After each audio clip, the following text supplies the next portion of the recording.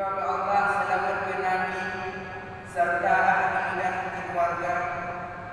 Ta'zim oleh ikraman kamu kepada yang mulia Abuya Syekh Haji Amran Wali Al-Khadimi. Dan doa sambil-sambil selalu dalam lindungan Allah. Amin ya Allah.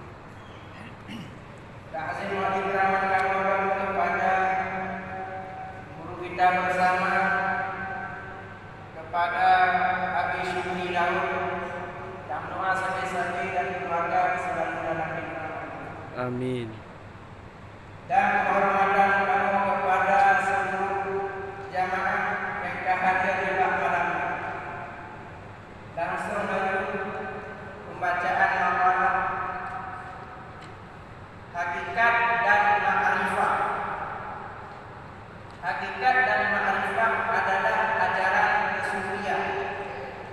Ajaran ini telah lama ditinggalkan dan kurang diperbunyikan oleh umat Islam di mana-mana, baik ulama, pemimpin-pemimpin pesantren dan tokoh Islam di mana saja berada.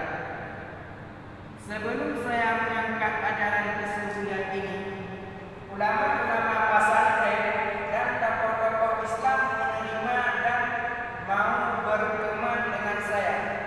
Namun setelah saya mengangkat ajaran ini, baik ulama dan tokoh masyarakat di Aceh khususnya itu menjauhi saya, bahkan menuduh saya orang yang menyesatkan umat Islam, membawa kepada ajaran yang menyimpang, baik keluarga, guru-guru dan pemimpin-pemimpin lainnya dan sebahagian murid-murid saya.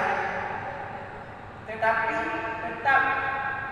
saya tetap bertahan walaupun dimusuhi dan dituduh bahwa